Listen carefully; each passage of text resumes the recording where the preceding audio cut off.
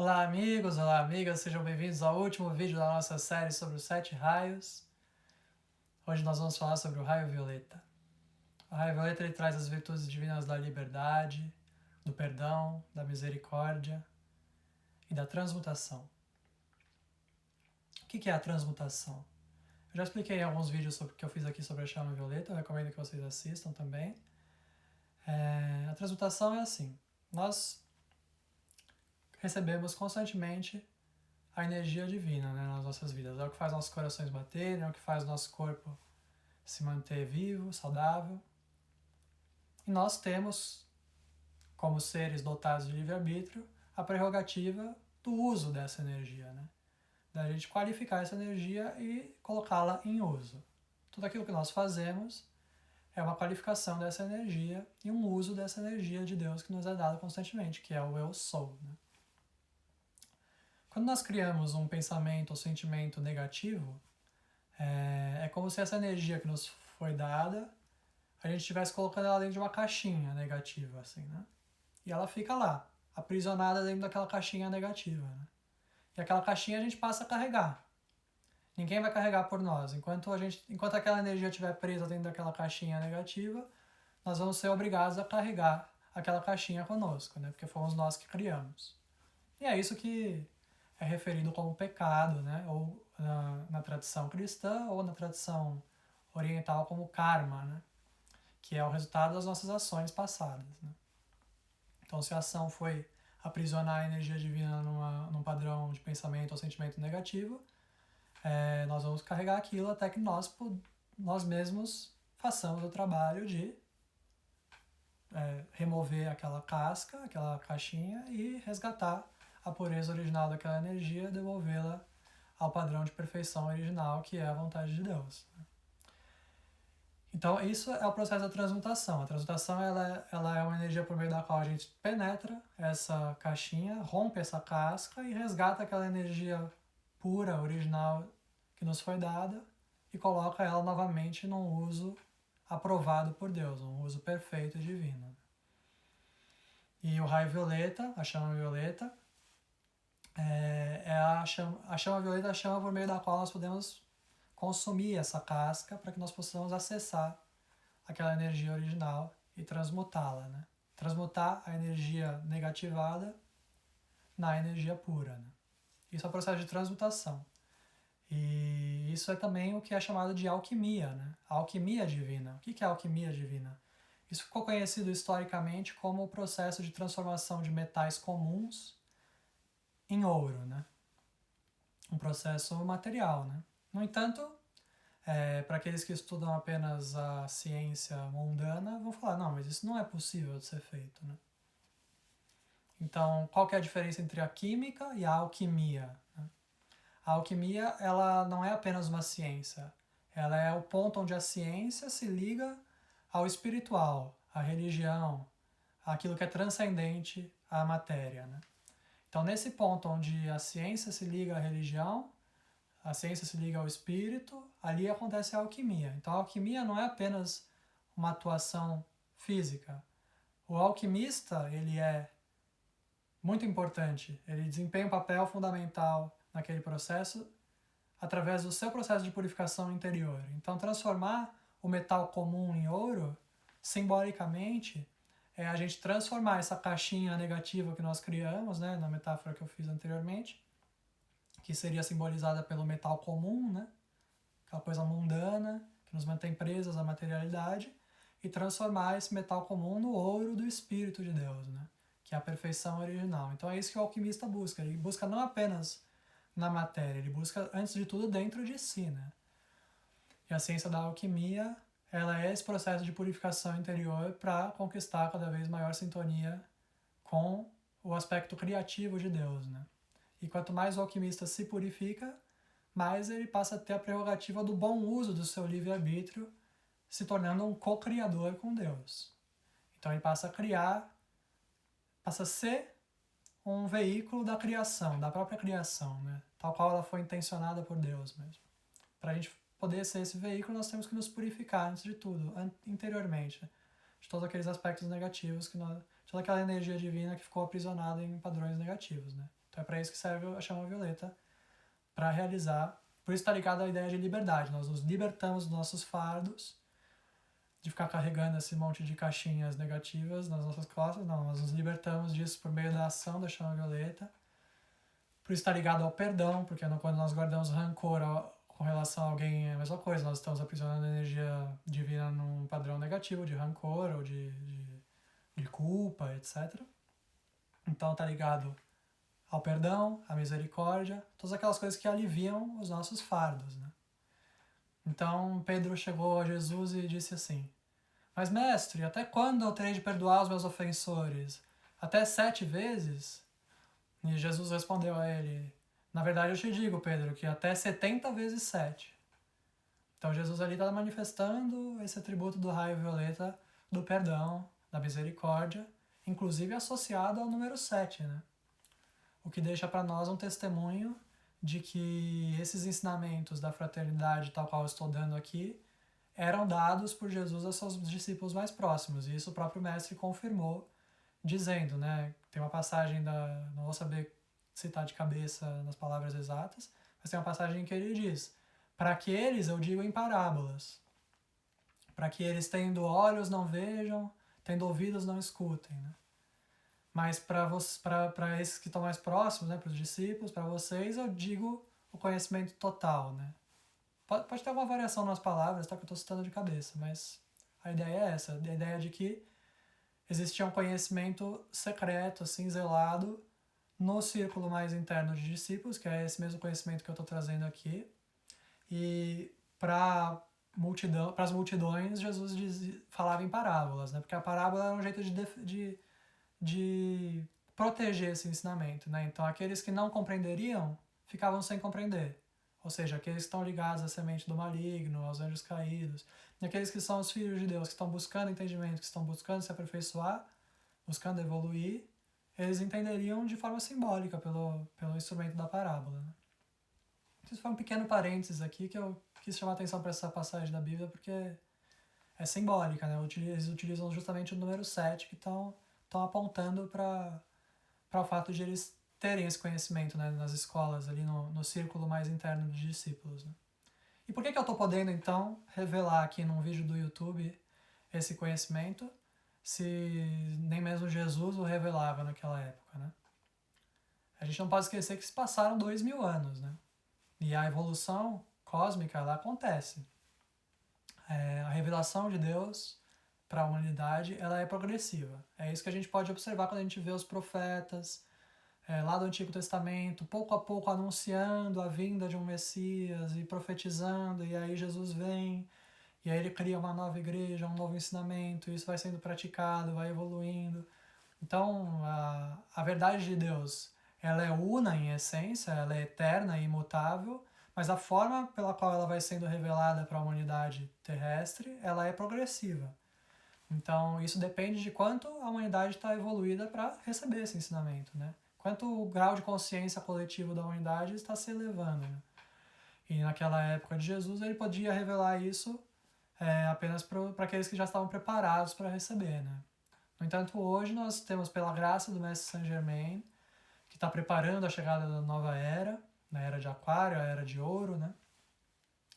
De Saint Germain, pela graça do Mestre, nós podemos agora divulgar esses ensinamentos. Esses ensinamentos estão sendo divulgados, né?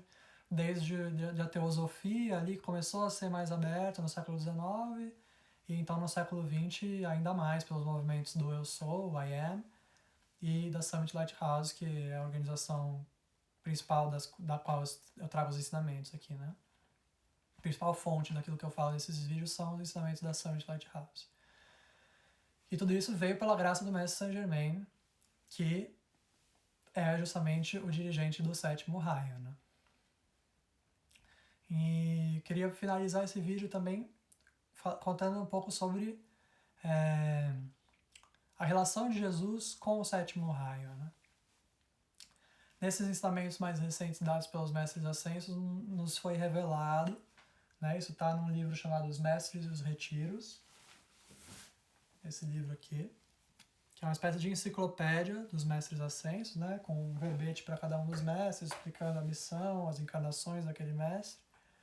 E no verbete sobre a missão sobre Jesus, né, contando as suas encarnações passadas, fala que Jesus, antes da sua encarnação final, nos níveis internos, né, nos retiros da fraternidade, onde a alma fica entre as encarnações, ele se tornou um sacerdote do sétimo raio e se filiou à ordem de Zadkiel. Zadkiel é o arcanjo do sétimo raio.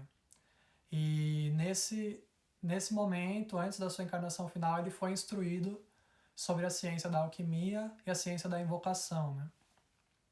Que são esses aspectos do sétimo raio. E foi isso que possibilitou a Jesus, na sua encarnação final, ter o domínio sobre os elementos, né? Domínio sobre a matéria. Foi isso que ele manifestou quando transformou a água em vinho, quando caminhou sobre as águas, quando tocava os doentes e os curava, né? É uma questão do domínio do fogo espiritual, daquilo que é espiritual, sobre aquilo que é material, né? O ser que se tornou alquimista do sétimo raio, que fez a purificação interior, ele passa a poder exercer domínio sobre os elementos, porque esse domínio é sempre exercido de forma a colocar em prática a vontade de Deus, né? Que é a pureza, que é a perfeição, que é a alegria, tudo aquilo que liberta os seres. Então, o ser está lá passando por um processo de doença, e aí, pela misericórdia de Deus, que é um atributo do sétimo raio, o seu filho, o alquimista preparado, purificado, tem a possibilidade de exercer a sua prerrogativa de dominar os elementos materiais no sentido de trazer cura para aquele ser, né? Para liberar aquele ser dos seus fardos, né? Então é uma manifestação da liberdade divina, libertar, perdoar, a misericórdia de Deus atuando, né? Todos os atributos do sétimo raio. E mais um ensinamento que também é dado nesse mesmo verbete sobre Jesus no livro que eu acabei de citar, fala que Jesus, em uma das suas encarnações, foi o rei Davi, o salmista, né? E em um dos salmos, Deus revela a Davi: Tu és agora feito sacerdote eterno segundo a ordem de Melquisedeque. E o que é a ordem de Melquisedeque? A ordem de Melquisedeque é mais um sacerdócio do sétimo raio. É um sacerdócio muito antigo, que remonta a outros sistemas de mundos, a outros lugares no cosmos, né? Então é algo muito antigo. Na Bíblia, quando aparece Melquisedeque a Abraão, Melquisedeque encarnado, né? É uma encarnação, um sacerdote desse sétimo raio, e na Bíblia é referido como aquele que não tem início nem final de dias, né? Então Melquisedeque, ele é a encarnação do próprio Logos, do próprio Verbo, né? E é a mesma coisa que Jesus se tornou, né? Porque passou a ser instruído nos planos internos dentro desse sacerdócio da ordem de Melquisedeque, que é o sacerdócio do sétimo raio, né? Ligado muito a essa questão de onde a ciência encontra a religião, né? E Jesus já era um sacerdote ordenado, já foi ordenado na época em que ele estava encarnado como Davi, né? Então isso está aqui para a gente perceber como o processo cósmico de revelação e de evolução de graus de consciência e realização do propósito eterno da alma, ele é algo que vai sendo preparado, assim, né? Não é algo, a pessoa nasce ali de uma hora para outra e se torna Jesus, né? É uma alma que foi evoluindo, foi recebendo instruções, foi recebendo ensinamentos para poder realizar, por fim, aquela missão maravilhosa que Jesus teve aqui na Terra e que foi uma missão de ser o avatar de uma era, né? O avatar de uma era é aquele ser que está responsável pelo principal ensinamento que vai ser dado à humanidade para um período de 2000 anos. Então, 2150 anos, para ser mais exato. E nós estamos justamente chegando ao final da era que foi, na qual o ensinamento de Jesus foi o ensinamento principal, né? E nós estamos entrando numa nova era que está sendo preparada justamente por Saint Germain, que é o avatar da próxima era, a era de ouro de Aquário, que vem sob essa dispensação do raio violeta. Então, se nós tivemos anteriormente a era de Peixes, que estava sob a dispensação de Jesus, que é o Filho de Deus, né? Ele veio para trazer esse atributo do Filho de Deus, e é uma era que teve muito relacionada com o raio rubi, que é o do sacrifício, da cura emocional da humanidade, né? O sacrifício de Jesus para a cura emocional da humanidade, né? E agora nós estamos entrando para que nós pudéssemos realizar o entendimento de que nós somos filhos amados, né? De que Deus não é aquele Deus rígido, punitivo, que até então, até a vinda de Jesus, tinha sido criado nas mentes dos homens, né? Jesus vem para trazer um novo ensinamento dizendo, não, nós somos filhos. Deus nos ama.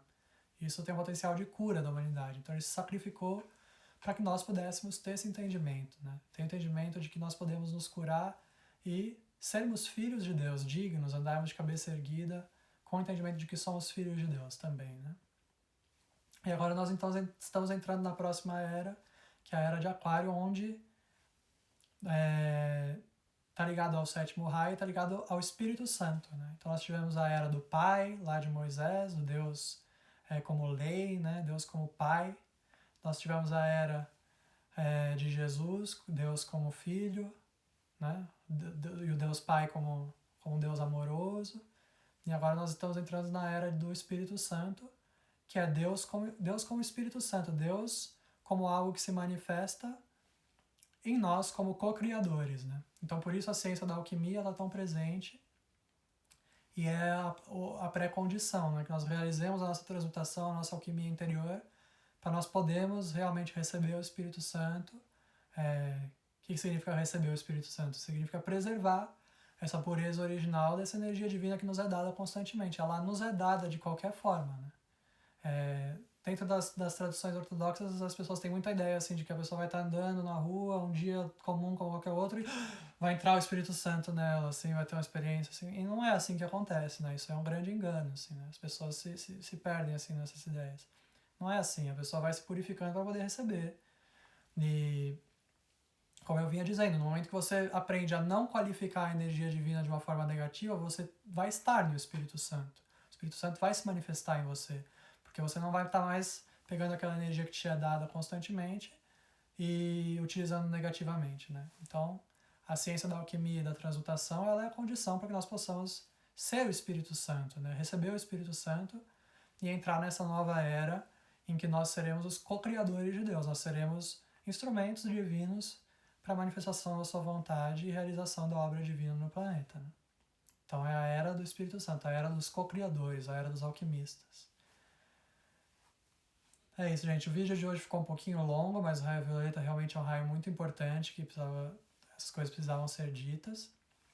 Que Deus abençoe a todos vocês, com muita cura, muita transmutação, libertação de todos os fardos, possam caminhar com muita leveza, com muita alegria, perdoando a si mesmos e aos outros, estendendo esse perdão que seja dado, perdão antes de tudo a nós mesmos, né? A gente se perdoar e então estender esse perdão a todos os seres, para que possamos realmente andar de cabeça erguida e cumprirmos a nossa missão, né? Com leveza, sem carregar todos esses fardos, né? Então essas energias do sétimo raio estão aqui para abençoar, para curar, para transmutar e para que todos possamos cumprir o nosso propósito divino de uma forma mais leve e sem resistências internas, sem batalhas interiores, apenas como filhos abençoados de Deus e os co-criadores da sua realidade perfeita divina nesse planeta. Deus abençoe e até o próximo vídeo.